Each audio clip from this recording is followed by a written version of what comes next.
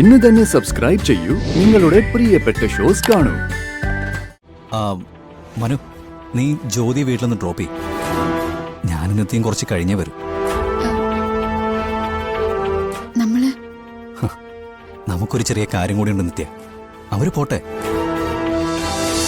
ഞാൻ തന്നെ സ്നേഹിച്ചത് സിൻസിയറായിട്ടാ.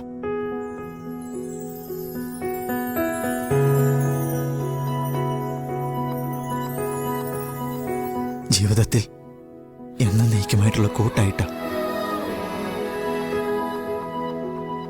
ജ്യോതി, നമുക്കൊന്നിച്ച് ജീവിക്കണം. ആദ്യമോനെ നമുക്ക് വളർത്തണം. അതിനി ഒരു മാറ്റവും വരാൻ പാടില്ല. നമ്മൾ പരസ്പരം ഇഷ്ടപ്പെട്ട ആ നിമിഷങ്ങൾ നമുക്ക് തിരിച്ചെടുക്കണം. ജ്യോതി, ഈ വിഷമങ്ങളൊക്കെ മാറി നമുക്കൊന്ന് ചിരിക്കേണ്ടേടോ.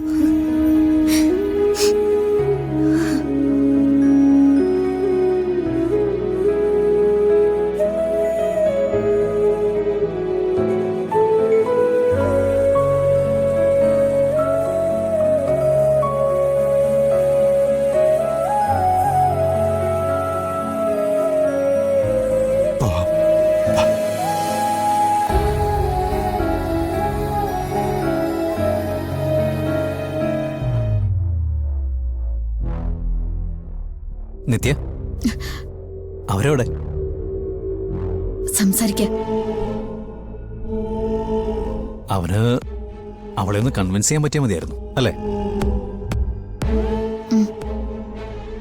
നിത്യ, അവരുടെ കാര്യമൊന്നും നേരായാലേ.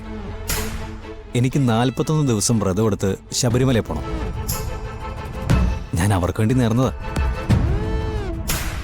പിന്നെ പറ്റുന്ന അമ്പലങ്ങളിലൊക്കെ പോണം, വഴിപാടുകൾ നടത്തണം. അത്രയൊക്കെ അല്ലേ നമുക്ക് ചെയ്യാൻ പറ്റൂ. താനെന്താ നിത്യ ഇങ്ങനെ നോക്കുന്നത്? ഒന്നുമില്ല ജീവ. ജീവേട്ടനെപ്പോ വന്നു? ദാ ഇപ്പൊ വന്നേ ഉള്ളൂ. എന്തായി, നിങ്ങൾ സംസാരിച്ചോ? എന്തായിന്ന് ചോദിച്ചാ ഞങ്ങളങ്ങ് സെറ്റായി. അത് ശരി.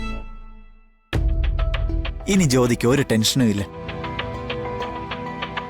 ജ്യോതി, നിത്യേച്ചിക്ക് എന്നെ വിളിച്ചുകൊണ്ട് വരാൻ തോന്നിയത് നന്നായി. മനസ്സിന്റെ ഭാരം ഒന്ന് കുറഞ്ഞു, ഒട്ടും ഇല്ലാതായി.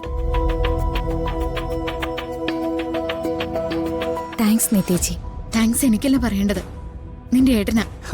എന്താ നിത്യ, കടമകളൊക്കെ മറന്ന് ദ്രോഹം മാത്രം ചെയ്തവനാ നിന്റെ ഏട്ടൻ. ഓരോന്നോരോന്നായിട്ട് ഇങ്ങനെ തീരുവാണെങ്കിൽ തീരട്ടെ.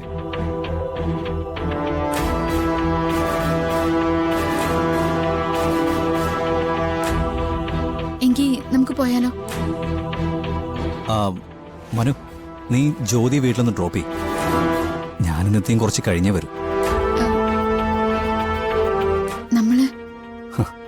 നമുക്കൊരു ചെറിയ കാര്യം കൂടി ഉണ്ട് നിത്യ. അവര് പോട്ടെ.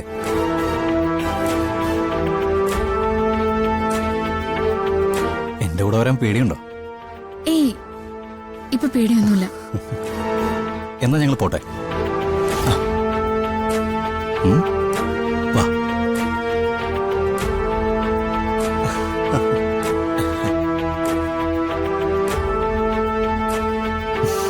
വാ, പോ.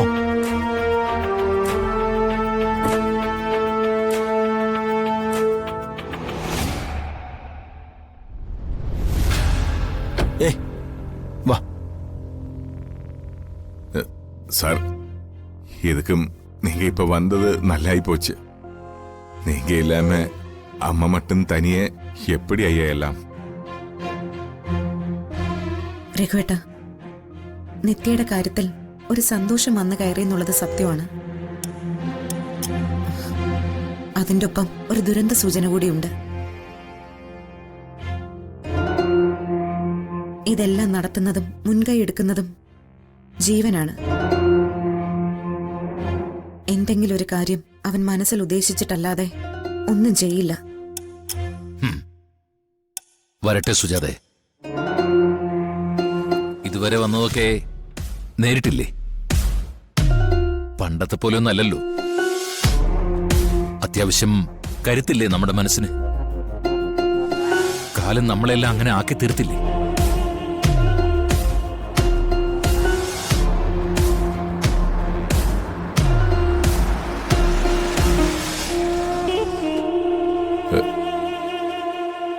நான் பார்த்துட்டு வரேன்.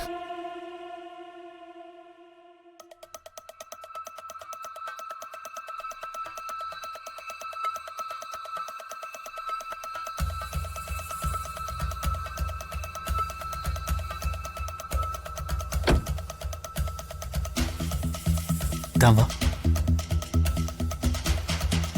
அம்மா ஜோதி அம்மா வந்திருக்கு, மனுசாரும் இருக்கு.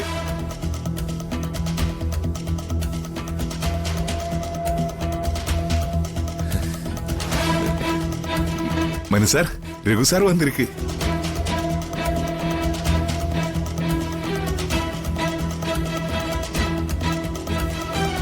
മനു വാ മനു.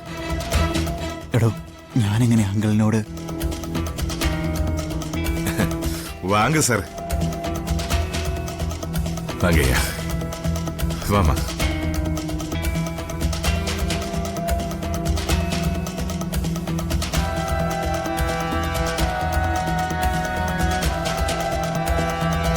അങ്കിൾ, ഏയ്, താൻ കാല് പിടിക്കും മാപ്പ് പറയുക ഒന്നും വേണ്ട. നടന്ന കാര്യങ്ങളൊക്കെ സുജാത എന്നോട് വളരെ വ്യക്തമായിട്ട് പറഞ്ഞു. അല്ല, ഞാൻ ഇവരെ അന്വേഷിച്ച് നടക്കുമ്പോ താനായിരുന്നു സാറേക്കാൾ കൂടുതൽ ഇവരെ കണ്ടെത്തിയൊന്ന് ചോദ്യം എന്നോട് ചോദിച്ചുകൊണ്ടിരുന്നത്.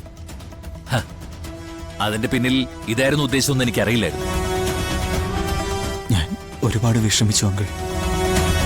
ഞാൻ പദവി ഏറ്റെടുത്തപ്പോ സത്യത്തിൽ ഞാൻ സന്തോഷിച്ചതാ. ഇവരെ അന്വേഷിക്കാനും കണ്ടെത്താനും അതുവഴി എളുപ്പമുണ്ടല്ലോ എന്ന് കരുതി. പോട്ടെ, തൽക്കാലം പ്രശ്നങ്ങളൊക്കെ നിങ്ങൾ തമ്മിൽ പരിഹരിച്ചല്ലോ. ഭൂതകാലമൊക്കെ മറന്നിട്ട് ഇനിയിപ്പോ ഭാവിയെക്കുറിച്ച് മാത്രം ചിന്തിച്ചാൽ മതി.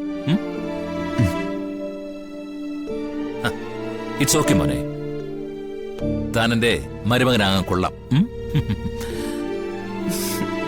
മനുവിന് ഇപ്പോഴാ ഒന്ന് ശ്വാസം വീണത് അല്ലേ? അതെ ആന്റി.